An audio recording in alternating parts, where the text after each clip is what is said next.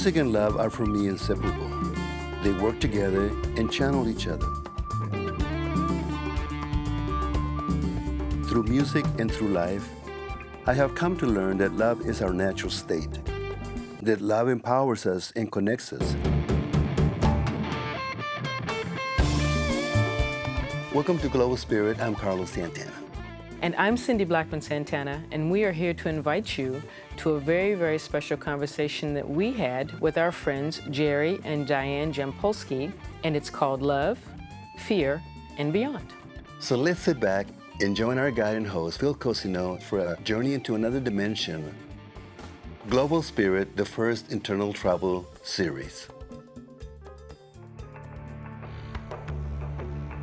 The Haight-Ashbury neighborhood of San Francisco.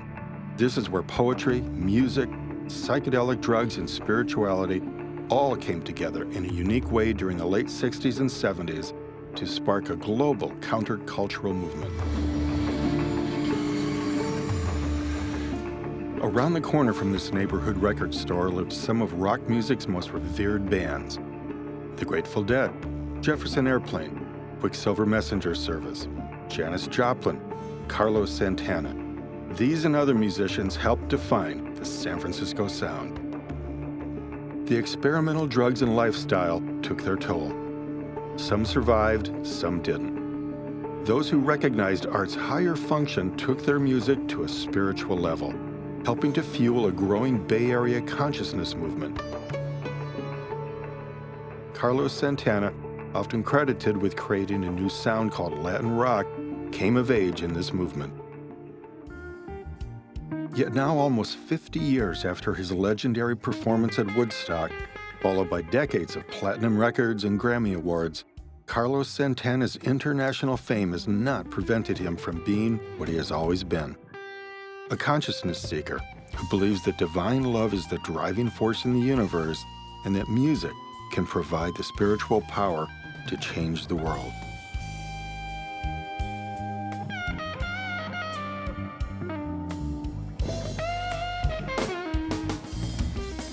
His wife, Cindy Blackman-Santana, has the same passion. Cindy lives and performs at the intersection of her musical gifts, God, and the beat, playing both with Carlos and with her own jazz band. Between them, Cindy and Carlos have studied a variety of spiritual traditions, from Christian to Baha'i, Kabbalah, and Hindu philosophy with the Indian guru and musician, Sri Chinmoy. For the last several years, Carlos and Cindy have studied with Jerry Jampolsky and Diane Cirincione, who are authors and therapists in the Bay Area. From their houseboat in San Francisco Bay, this couple has launched a global healing campaign in over 50 countries based on the understanding of the relationship between love and fear. These four close friends have agreed to join us for a truly unique program and conversation.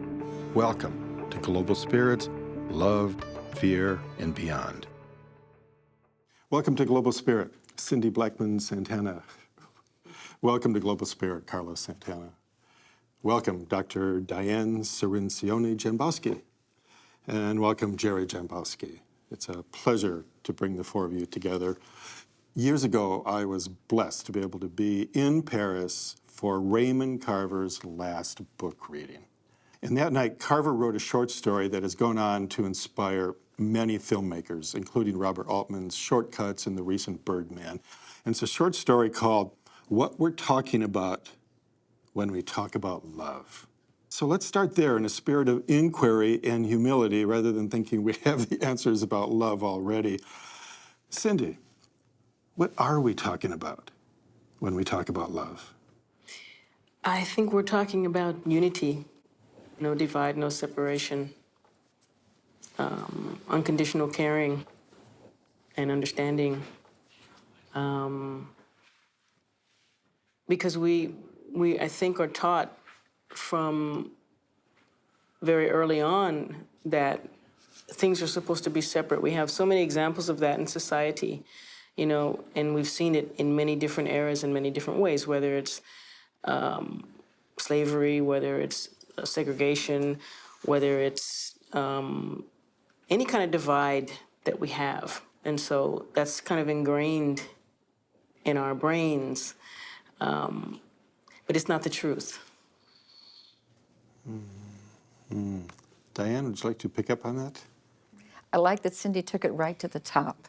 Right to the top, the place of love. When I think of love, I think of it with a capital L, that which is the creation force of all of us, that which brings us together, keeps us together in the knowledge that we are together, that we are one. Yeah. Jerry, what are we talking about when we talk about love?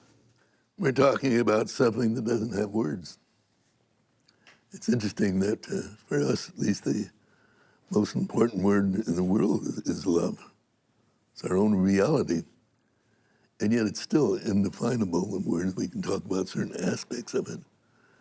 But the ego kind of love is sort of a bargain. You scratch my back and I'll scratch yours type of thing. And it's that ego love creates a lot of fear. People become fearful of love. Feel like they've been hurt by love. But when we're talking about the love that comes from our source, that the love that created all of us, we're talking about a consciousness that has no bodies, no interpretations, no judgments, no one trying to hurt anybody. Our feeling is that the source that we're talking about has no cruelty, only kindness. Carlos, does this make sense to you? Love seems to be such a common pulse in your music over the years. Does it drive you as well?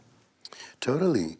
They're probably the most significant two songs for me is A Love Supreme and One Love, Bob Marley and John Coltrane.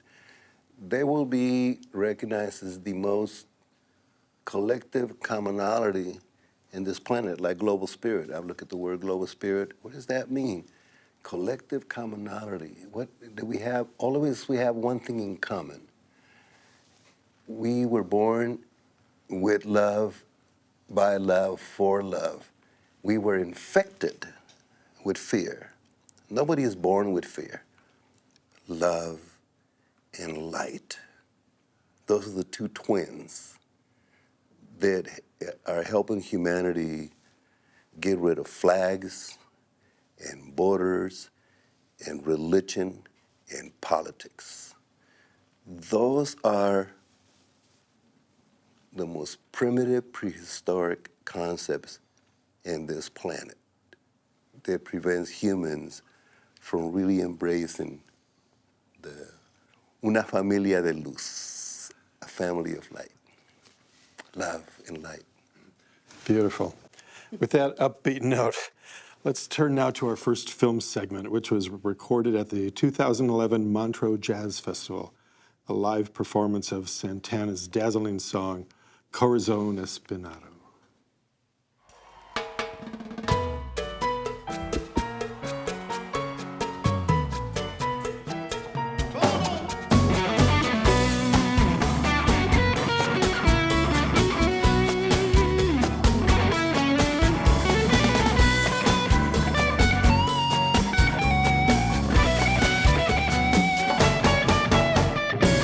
Esa mujer me está matando, me está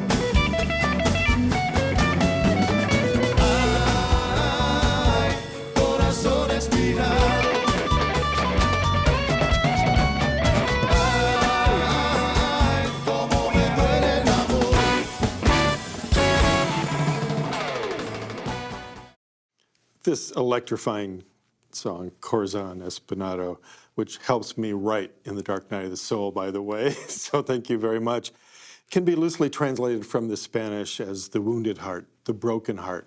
Where does the heart fit into your body of work? Fits first, middle, and last. What I have learned with clarity is that your soul, your spirit, your soul, and your heart don't get broken. They're immutable. What breaks is your ego perception of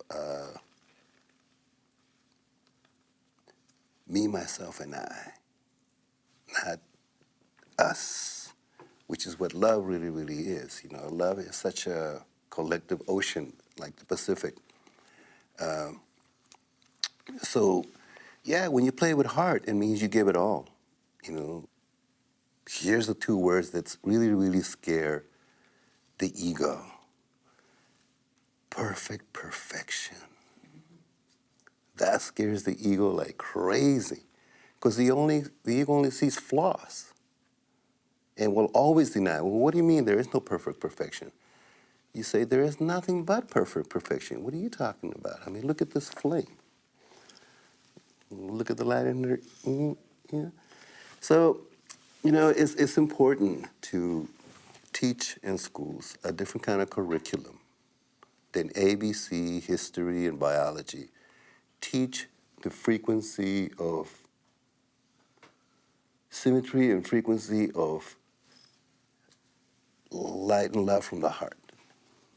Teach only love, for that Yeah, is what teach you only are. love. That's who you are. Yeah, if we would teach that in schools, there would be less meltdowns of people suiciding and hurting other people. So Jerry and Diane, as healers who've worked with many broken hearts, how do we connect this transcendent promise of love, that love is the greatest force known to us, with the fact it can also hurt so bad? Well, it depends what kind of love you're talking about. If you're talking about someone who is very needy and wants to get something, then there's a different kind of interaction.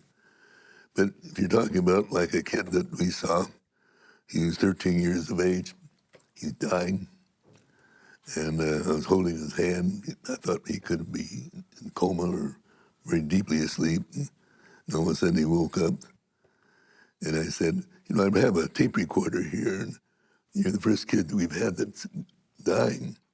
What advice would you have for other kids, or even adults? Without a blink, he said, tell them, as long as they're breathing, their purpose in life is to give love to other people, no matter what. It's about sharing our love, not trying to get love, but sharing our love and to know that our heart is always full of love. And when you really know that, love can't hurt you because you're all the time giving it away. Cindy, in your experience also as one of the world's preeminent drummers, a wonderful musician, there can be healing, as we know, in the arts, in music. Do we have to go into it intending to heal, or is there something unknown that's going to happen? If the heart of the musician is in the right place and the audience is in the right place, some healing may take place? Oh, it's going to happen. Oh, that's going to happen. It's I think more powerful when you go into it with that intention, but it's definitely going to happen, I think, because you have people who claim to be atheists and they don't intend to believe in God or anything like that. But when they love someone from their heart and it's true, they are doing exactly that. So that's definitely going to happen. Does it change over time? Carlos, in your experience of love as a teenager, a 20-year-old man, has it changed as you've grown older?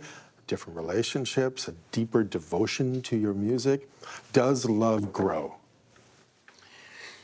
Yes. The most valuable thing that I learned since I was young to where I am today is appreciation and valuing. I learned to value my next breath, where before you're like, you're such a hurry you don't even remember what you eat because you eat it so fast. And now I learn to like really, really savor and enjoy the note, and the hug, the look. And so what I learn more and more as I grow older is to learn to value gratitude. Gratitude dismisses guilt, remorse, self-doubt. But so much it has to do with the quality of selection of your thoughts. We say in music or in sports, if you're thinking, you're stinking. So don't think when you're executing something let it flow, and trust.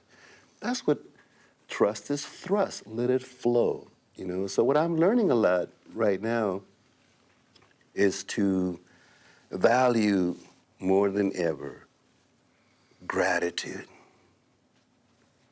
Does this come out of a conviction of something you wrote in your marvelous memoirs, that there is a divine rationale at the heart of it all? It's a difference between your soul's and divine certainty and conviction than imposing arrogance. We don't know to be or not to be. That works for Shakespeare. It don't work for us. For us, it works. It just is. Hit it. Yeah, right? With joy. Hit it with joy. Mm-hmm. Yeah. Any response, Cindy?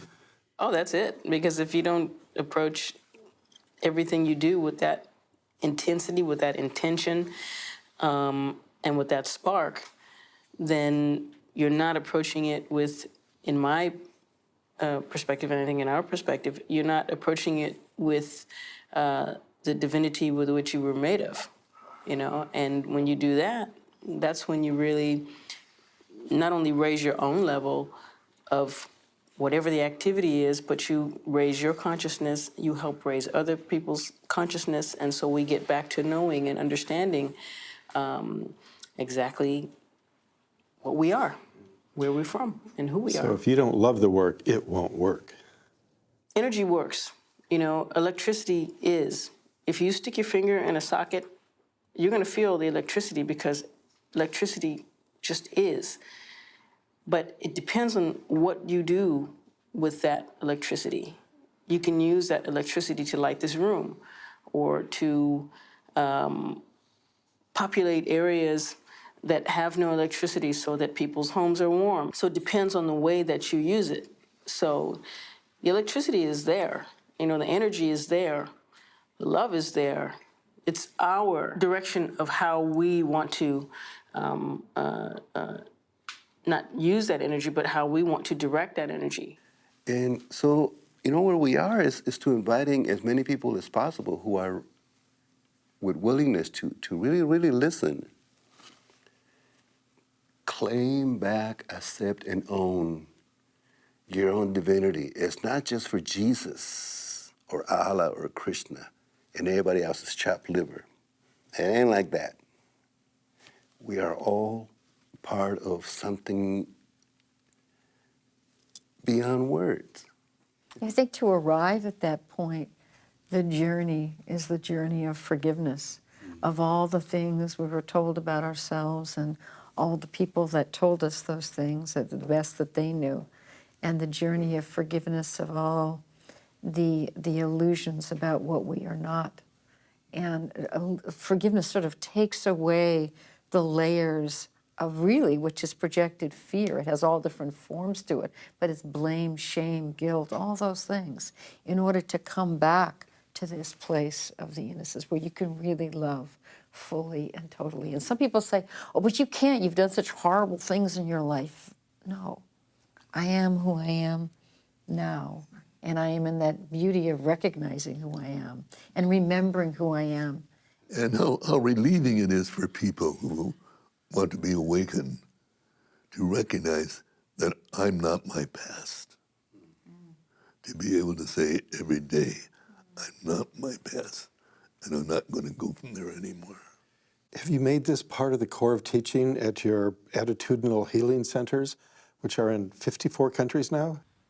We've worked in over 60 countries, and no matter where we go, it's always the same. It is so universal. We are so alike. It doesn't matter how different our costumes or the shapes of our eyes or the color of our skin or how even we're educated. At a core essence, we are the same. And people all want to experience love, and they want to get rid of fear. They just don't know how to do it. Well, now that we've had this wonderful preface to it, let's turn now to a video sequence that will allow the listener to actually see what you do. The work of attitudinal healing began in 1975 when Jerry, in a deeply personal way, went through a spiritual transformation, moving from being a militant atheist to someone who had an experience that he really knew then there was something larger and greater than himself. And it's really about letting go. All this stuff around the ego is really about letting go of our fear of death, letting go of trying to control people.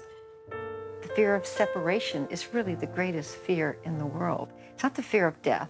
Attitudinal healing deals directly with the fear of separation in our lives and helps us overcome that.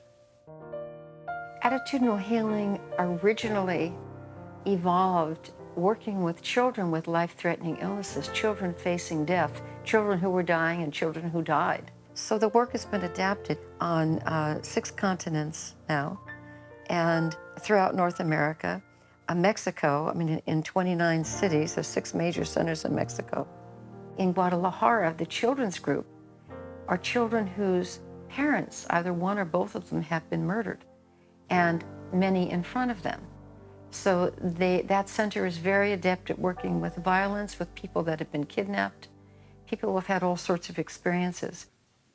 In Islamabad, Pakistan, the Nishan Foundation is a 10-year center. They work with individuals who were addicted over the course of a year. They have adapted it into their Muslim faith. The philosophy has always been that we give everything away free and that we encourage people and support people in creating this in their own communities. Nature is really, really important to us, and obviously we live floating on the water. It helps remind me that we are all part of what is. If I look at where Diane and I are today, we laugh a lot more. We don't take ourselves so seriously. We don't let little things bother us so much. We spend more time in silence and the sweetness of silence. When you change your mind, you literally do change your life. You can choose peace over conflict, and you can choose love over fear. We want to get rid of the blocks to a love that is eternal, a love that's beyond this world. What we're doing is saying that I want to surrender to this love. And that's the only truth that there is. Diane, it's amazing to see the work adopted in so many different cultures. Ideas like this, healing centers like this, tend to be resisted in many corners of the world, but you seem to be welcomed with open arms. What is it about the way that you are teaching that allows you to go just about anywhere? Because we're not trying to change people. That's it. Bingo. We're not invested in changing anyone. We're door openers, but we don't push or pull people through doors. We don't give advice in our groups. That's one of the principles, not to give it. We're there just to love each other. When another thing that, at least in American culture, we're not very good listeners. And we do workshops on listening with love, unconditionally love. Listening So often with love. in marriages that have gone sour, much of they've tuned off to everybody. Do you have a few driving principles that will allow us to follow you? Some of the core principles, the first, of course, is that love is the essence of our being. And I always figure if you got the first one, you wouldn't need the other 11. But a couple of others that I think that are very powerful. We define health as inner peace and healing as the letting go of fear. Jerry, there's a great expression in the Talmud. He who has been bitten by a snake forever is fearful of rope. Because it looks like a snake. If you've been hurt, right, you can carry that a lifetime, and then it's very hard to love. It's hard to be generous and creative. Where do we go there? What are we talking about when we're talking Well, you can about change fear? your mind about what you're saying and saying, hey, those two things are illusions. I'm not going to get involved in illusion. When you start to believe that all form is part of our illusions, love is something that's not concrete. It's ethereal. It's formless. And when we believe that all these other things that cause us to be upset, that our eyes see by our egos, and we get upset about it or get fearful about it, we get caught in saying, well, I'm going to predict with the belief system that the past is going to predict the future. But I believe when you're really in spirit, you're not dealing with past and future.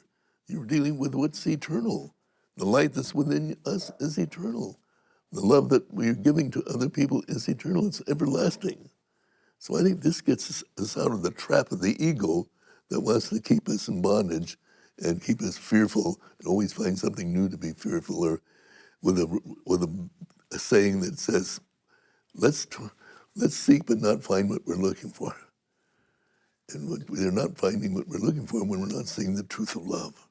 That's what frees us. Forgiveness is what frees us from our illusions. Cindy, you've written beautifully that I believe music is so sacred that once you're playing music, you're doing the work of prayer, whether you're conscious of it or not, because you have a focused intent. So music is important. I get that from this beautiful passage. But what's sacred about music? I think the energy that it opens up, the divine energy. I remember going on tour and writing certain things on drums, on different drums. And so when I played those drums, those energies are what I was trying to project to everyone, But the core is the way that we can communicate to someone's soul. And it doesn't matter what language they speak, or what color they are, or what they like to have for breakfast. None of that matters. It's the direct and intense kind of laser beam love that you inject into somebody's core.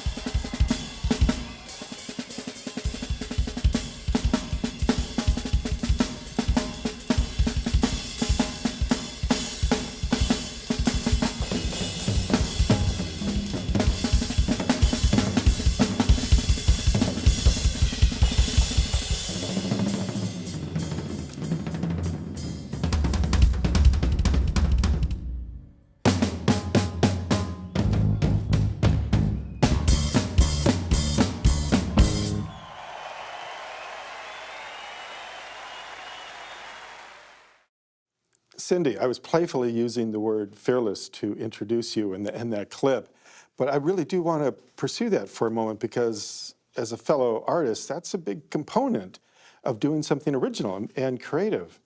How do you deal with fear as you're entering into a performance, going into a studio? I'm not thinking fear. And Carlos, he's the same way, if I can speak for him as well. And I'm sure by the way that you interview, you are the same too. We're not thinking fear. That's not even on the, you can say, oh, this thing is the last thing on my list. That's not on the list. We're thinking about projecting. We're thinking about heartfelt notes. We're thinking about making people feel something that makes them feel good inside. So hopefully, if that person had any kind of negativity or sadness, then we can help maybe change that energy. So to me, fear is not, that's not what I go into playing thinking about. How do you deal with it? Say, if other band members, other people do bring fear into our circles. How do we handle that?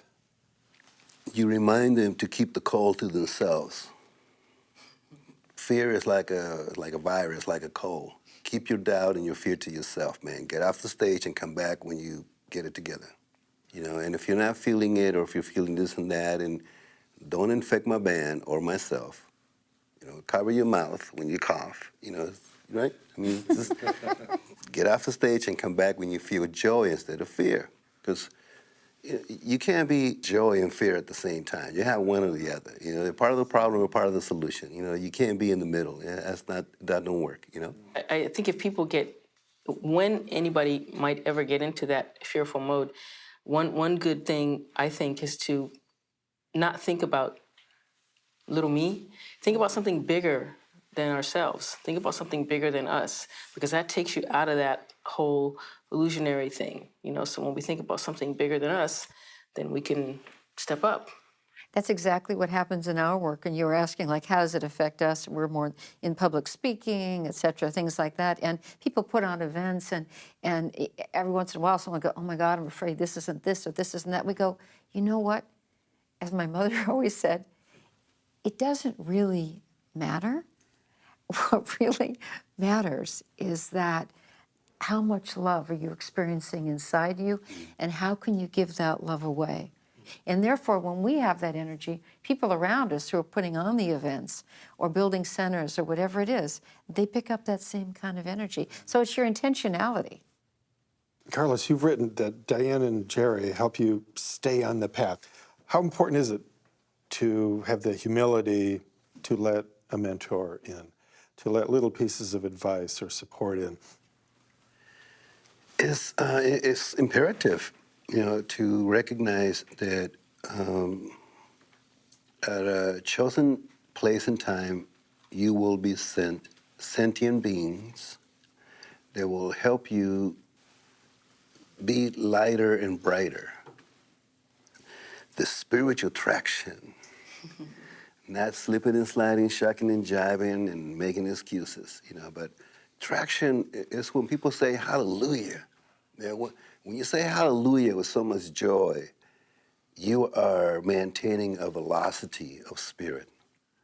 And how the friendship is, you know, friendship is where you're free to have other people see you at your worst and know that they'll still love you. That's calling trusting love. To know that you can be transparent with them and you're not going to be attacked. To know that you're in a joint pathway to be more consistent in experiencing that love that we are and that light that we are. So both Diane and I are so grateful. And I know you guys feel the same way, that to have a friendship where it's safe and there's no way you're going to get hurt. We are in a place where, at least for me, I feel, since I met Diane and Jerry, I feel a lot more tangible velocity in my spirit, you know, with being more consistent with not waking up feeling horrible. You know, everyone has an avalanche every day of, which is what took Robin Williams out, or Michael Jackson, or Whitney Houston, or Marvin Gaye, or Jimi Hendrix. You know, everyone at one time in your life, we call it the darkest night of your soul avalanche. And you go, and it hurts.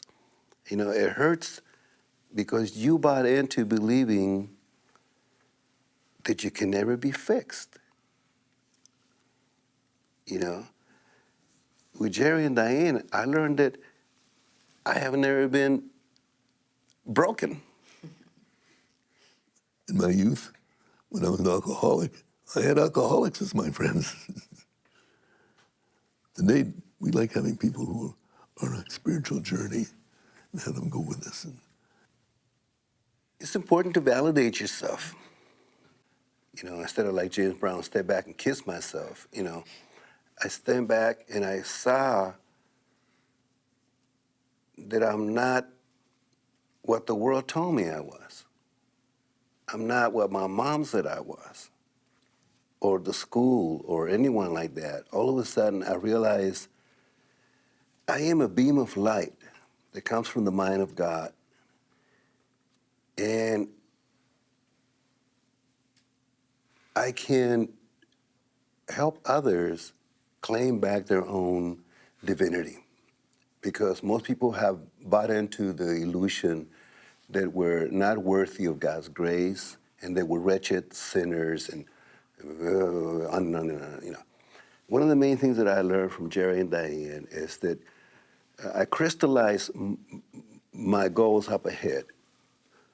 Someday I want to be able to have a church that is called Church of the Holy Choice, because this is the planet of free will.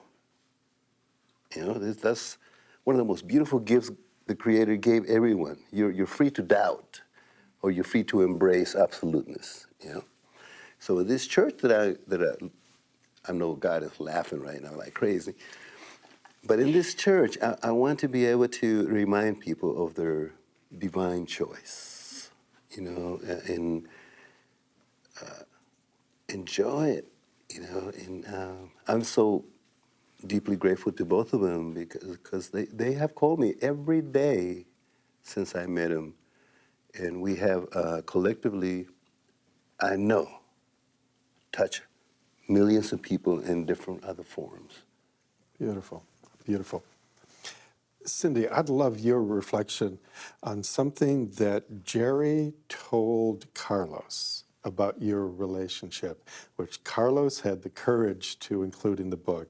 I think it's a passage that will affect so many people, the raw insight, the beauty of this, in which he says, Carlos, Cindy is a creation of your own spirit.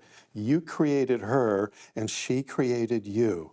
He even suggested that she's here to help you clean up your own inner closet. And then the topper, you say that you and Cindy aspire together and you share the same desire for divinity. This goes way beyond ordinary pop culture, doesn't it? Beyond the persona of fame.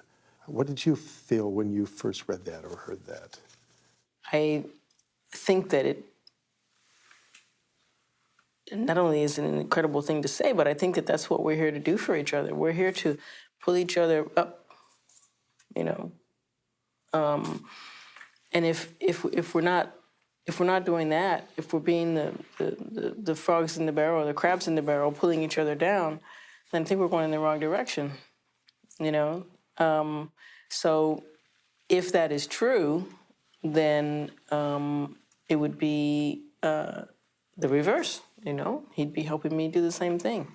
And sometimes we need a loving person who's close to us to pull our coats to something, you know. Sometimes we need that. Oh, really? Okay. I didn't see that. What about surrender? A great philosopher once said, life has to be lived forwards, but you have to understand it backwards. In other words, once in a while you have to look over your shoulder and say, is there something that I could heal right now? So I think surrender is part of that. Was it early 70s, you had an album with John McLaughlin, right? Love, Devotion, and Surrender. Mm-hmm. It was The Path. That was the name of the path with Sri Chinmoy. You know, and when you surrender to the ocean, you become the ocean. You don't get drowned by it. We have a lot of misinterpretations in this planet that humility is humiliation. Far from it. You know, so surrender I found to be a really, really mighty word. You know, let thy will be done in thy own way. What could be more divine surrender than that? When you made a move to change your music, to make it more sophisticated, to make it more spiritual, what had you experienced that gave you the courage to go ahead? It was that thirst, you know, that thirst for righteousness. I needed to follow this voice that kept saying, how do you feel? And I said, really miserable. He says, but you're number one on the charts. And you're selling more records than the Beatles right now. Why are you miserable? You gave your mom a house like you promised. You gave her everything you wanted. Why are you so miserable? And I said, I need something more than what the world is giving me. The more adulation, the more success, the more this, the more like I feel like I'm being suffocated. And so I started diving into books by Paramahansa Yogananda, the Yoranta book, and listening constantly to John Coltrane. And I was thirsty for expansion. And I think that I just needed to change the music because I needed to change me. It got to be really challenging because everybody that loved me and knew me, they said, you're committing career suicide doing that. And I said, that sounds interesting. You know, success gets boring really quick, and platinum albums collect dust even faster. You know, but what I felt that was new was learning this language of Coltrane and Wayne Shorter and Miles Davis, the real Einsteins and Beethovens and Leonardo da Vinci's of our time. It's not an easy thing, and it takes courage, because this is an ocean, and there's a lake, and I was swimming in a swimming pool. So I went from a swimming pool to a big lake. I'm still on the lake. I think Cindy's going to help me dive into the ocean once and for all. Cindy, the Irish and the Scots have this marvelous metaphor of the back of beyond. Not just the beyond, but the back of beyond. And you can usually enter it at dawn and at dusk. And that's where the transformations happen. A poet who can willingly put himself or herself into this place of the back of beyond comes back changed. What happens to you when you are on stage and you choose to go to a new place you've never been before? Oh, it's exhilarating. I mean, and firstly, that's interesting because we, in my family, we are part Scottish and part Irish, as well as African American and American Indian and African. So that's very interesting that you, and Spanish too. That's interesting that you said that. But you know, it's really exhilarating. You know, when you can navigate and begin to understand what Wayne Shorter was talking about when he said that the language of music, in essence, it's not a quote, but in essence, he was saying the language of music is beyond technique. So when you can start to understand that, then you can start to raise your level in terms of being able to say whatever you want to say, whenever you want to say it. And that's the virtuistic level that I'm looking to get to. I'm not at that level, but my greatest heroes are and were at that level. And to me, that's one of the most exhilarating things that I've ever done. If I had to just do that in my basement only, I'd probably still be happy. You know, I don't want to do it in my basement only because I like touching people, you know, and I want to affect, you know. I think that's part of why we're here, as we were talking about before. But it's just so exciting, you know. How do you want to affect people? I'll tell you what, when I was, I think about 11, we moved from Ohio, where my family's from, and we went to Connecticut. And I had two best friends, one girl by the name of Kim, and one boy, this is when I first moved there, his name was Doug Campany, and Doug was deaf. But he used to, I think he loved being friends with me so much because I played drums. So he used to come down in my basement and I would play and he would dance because now he could finally feel the music. So for me, I was so happy watching him dance. And he would just get in front of my drums and, you know, you could hear him making sounds as though he was singing, although he was mute too, so he couldn't, you know, speak. But, you know, the effect on him was so incredible. I've never forgotten that, and I've never forgotten him. I don't know what ever became of him because that's when I was 11, 12, 13 when we were friends. But that experience was just incredible. So if I can do that just to one person, I'm really pretty happy. And if I can do that to many, I'm overjoyed. My heart is just glowing. That might be the origin story of Good Vibrations. I think so. Good vibrations. It's Yes. all vibration, right? In order to get to the place where they're poetically describing so beautifully what lies beyond love and fear.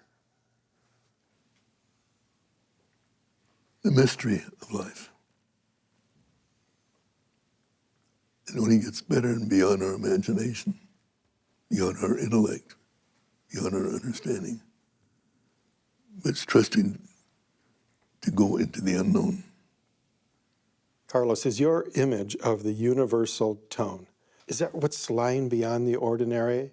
And where did you find it? Is it something you experienced? Is it something you dreamt about? It's a frequency I discovered a very early age with my father's voice and his violin. And at that time, I was still living in Outlan, Jalisco, which was probably like 54, 53. But I could see back and forth the eyes of these people in this party. It was in the afternoon. But I could see women, men, and children just looking at my dad like he was ice cream. They just adored him. And when he started singing them songs, it was like, oh, Don Jose this and Don Jose that. And I was like, I said, man, I want me some of that. That's what I want and nothing else. But when I came to Tijuana, it became another sound within that principle. And it was the sound of Mahalia Jackson. You know, it was the sound of many, many things that I grew up listening to. And then I came to San Francisco because of the consciousness revolution and the Grateful Dead and all, you know, it's the same sound differently. It's the sound of a child yearning and crying to be hugged. So universal tone is a collective sound of humans wanting that God hug, because without God you get lonely and you get bored and you get confused. When God hugs you, this is why they say, hallelujah. The music inside the music. We can take a breath and then slowly segue to our fourth film clip. Truly extraordinary, scintillating Carlos Santana guitar solo called Europa.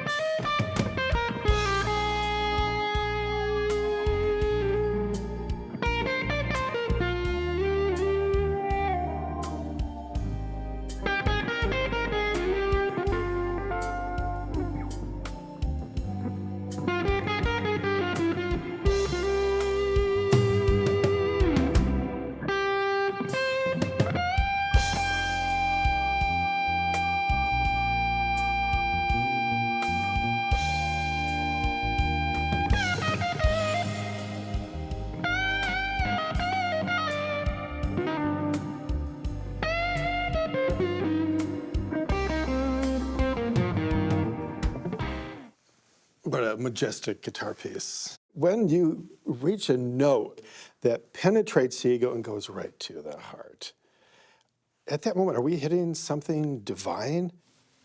Bingo. Yes. That's the whole purpose of music, is to reconnect children of God back to their light and not to the illusion movie that we make, you know, that we're unworthy or we're separate or we're distant. Even the most cynical, cemented people get chills. You know, when music hits them in a certain place, they go, I'm very, very grateful that it's an instrument that it utilizes us. We don't, you know, we think we're utilizing it, but it's utilizing us, right? Cindy, you've said that music is sacred, and that once you're playing music, you are actually praying, whether conscious or not. Can we talk a little more about this sacred dimension? That's a way of communication. It's a way of prayer to me. That's how high the level of communication is.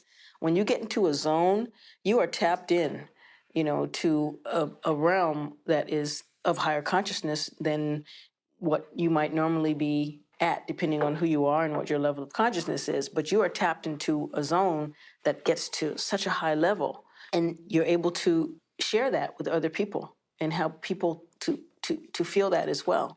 Same thing the American Indians say, the native ones, you know, the first people of the land. They say, take the high road, look at the aerial view, and see the big picture. You know, and this is where we are right now. We're reaching a point in this planet of immediate manifestation. You know, and it's a grand place to be because now you think of something before it takes 3 to 4 to 7 years to manifest. Now it's really, really quick, quicker than quick, you know? Jerry and Diane, do you see any corollary here in your work? Do you feel like you are actually spurring a new kind of human conversation? I don't think we're spurring a new conversation. I think that each human being has a way of saying what is already known in ancient times. And we may say it in a contemporary way or in an international way that people can understand it, a simplified way. And we always go for the simplified form of, you know, what's true, and what's true is that doesn't change. What doesn't change, the only thing that doesn't change is this essence, this universal tone, this love that created us. The rest of it is all going to change. This is all going to disappear. You're going to disappear. I'm going to disappear. All this is going to change. And what is that which is lasting. And to us, that which is lasting is love. Let all voices be lifted to Kadosh, Kadosh, Kadosh, Adonai Sebayoth. Holy, holy, holy is the Lord of hosts. Do you see something sacred happening with this? Yes, the illusion that we're separate. The reality is we're not separate. And Let's where keep forgiveness going with that. And that's where forgiveness comes in. When we can let go of the past and let go of the feelings of what bodies do and what they don't do, and choose to see beyond the body, choose to see the light that we all inherit in ourselves. It's one light, and there's no separation.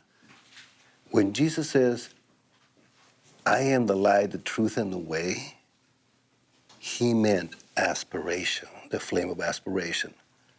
I keep looking at this flame, and it's a flame that shoots up to the heavens and tells the angels and God, I'm ready. Come and use me and manifest, you know, supremeness through me, you know. I love that, you know, the Beatles, All You Need Is Love, Imagine John Lennon, What's Going On, Marvin Gaye, you know, they're all saying the same word. Invite one and all to rekindle your aspiration. Otherwise, you're going to have a really, almost like a wasted incarnation. So I'm just really, really grateful for this particular moment in time with Diane and Jerry, Jerry and Diane and Cindy, you know, and yourself. This is a golden opportunity to share with those who can hang. Like they say, jazz musicians, can you hang? Otherwise, get off the stage, you know. But if you can hang, you know, you will be richly rewarded because, you know, is there anything more beautiful in this planet the imperfect perfection. Lovely grace note. Thank you for opening up your heart for a topic like this. Thank you, Cindy. Thank you, Carlos. Thank you, Diane. And thank you, Jerry. Thank you.